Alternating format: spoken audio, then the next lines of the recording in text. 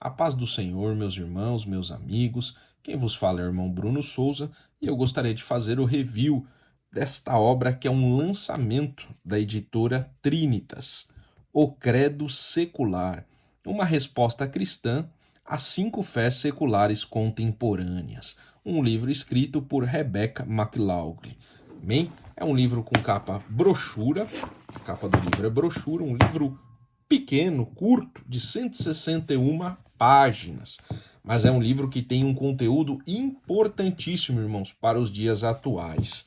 Bem, aqui está a parte de trás do livro. Deixa eu dar um zoom para fazermos a leitura. O que você acha deste pacote? Não é um bom resumo da cosmovisão de nosso tempo? Diferentemente de antigas questões sobre a existência de Deus ou recentes indagações sobre ciência e milagres, a nova fronteira apologética parece estar em alegações morais, como as enumeradas acima. Neste livro provocador, Rebecca McLaughlin nos ajuda a distinguir as crenças que cristãos sempre tiveram das que precisam recusar. É um convite para reaprendermos a nos comunicar com o nosso próximo sobre o que mais importa. Ao invés de se opor a amar as diferenças, a fé cristã é a fonte mais antiga e o fundamento mais sólido para a verdadeira diversidade, real igualdade e amor que transforma vidas. Glória a Deus, né, meus irmãos? A fé cristã realmente, ela é o fundamento sólido, né? É no cristianismo que nós temos a verdadeira diversidade, não como o mundo apresenta, a real igualdade e o amor que verdadeiramente transforma vidas. Amém? Aqui está a senhora Rebecca McLaughlin. Amém?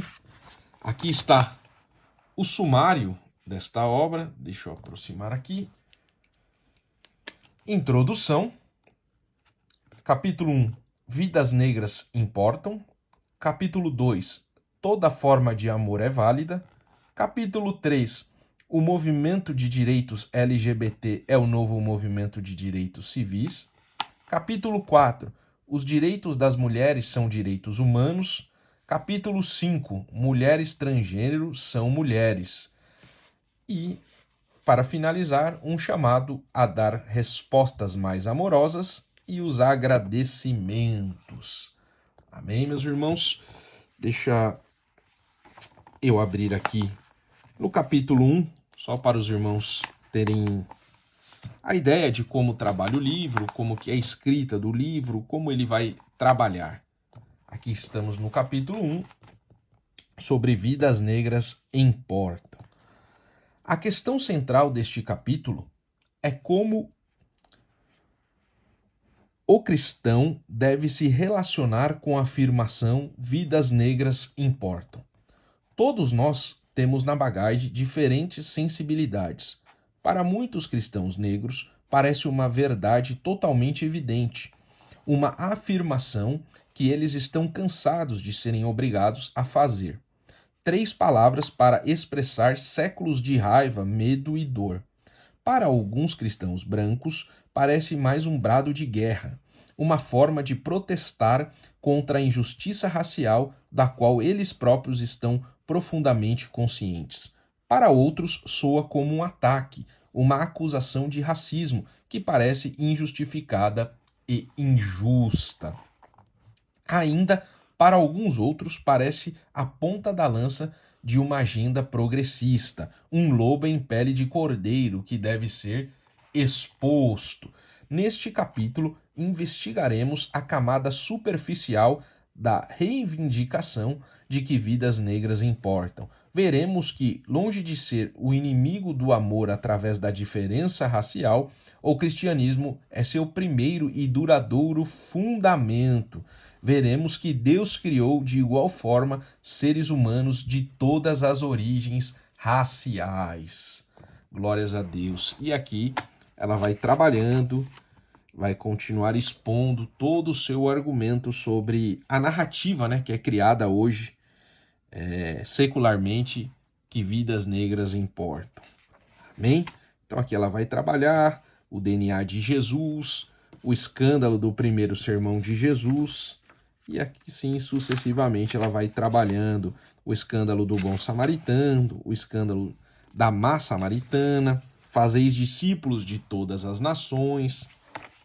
E assim ela vai trabalhar os primeiros cristãos negros,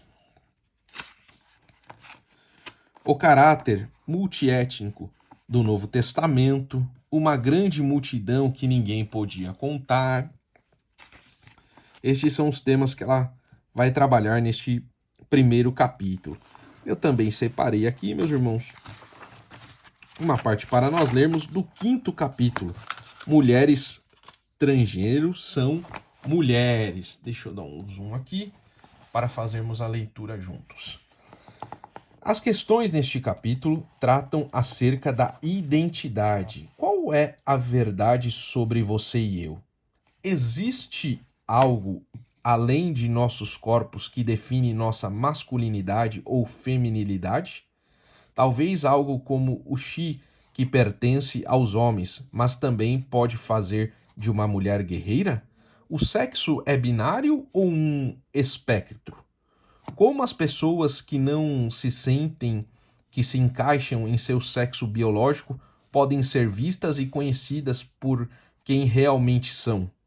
E o que a Bíblia tem a dizer sobre tudo isso? Embora ainda não esteja cravada nas placas de nossa vizinhança a afirmação mulheres transgênero são mulheres, está se aproximando do credo secular. Neste capítulo, veremos que se esta afirmação for verdadeira, então mulher perdeu o seu significado. Deixa eu subir aqui mais um pouquinho. Perdeu o seu significado. Notaremos a longa história de um pequeno número de homens que sofrem uma alienação de seu sexo que começa na infância e pode ou não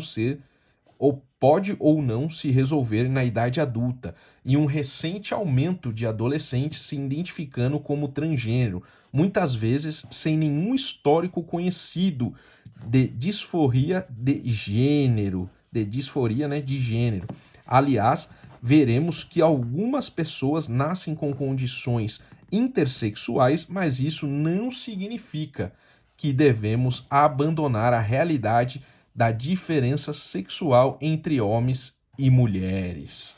Olha que capítulo também importantíssimo, né, meus irmãos? Porque hoje, isto, como ela bem disse, não há nenhuma plaquinha, né, na vizinhança falando isso, mas nós já sabemos pela cultura, pelos filmes, pelas séries, pela mídia no geral, até mesmo nos esportes, né, que mulher transgênero ela se considera, né, mulher. Então, ela vai trabalhar sobre este assunto, vai discorrer e vai trazer muitos artigos, muitas informações também históricas, né? E o importante, né? Ela vai trabalhar o que mulher significa. O que significa ser mulher. Então, são questões muito atuais que este livro vai trabalhar. Amém, meus irmãos? Este foi um review, né, deste livro, que eu recomendo. É um livro apologético para nós podermos, né, responder biblicamente às afirmações a estes 5 credos seculares que foi listado aqui neste livro. Amém? Espero que os irmãos tenham gostado. Que Deus abençoe a cada um. Fiquem na paz do Senhor Jesus.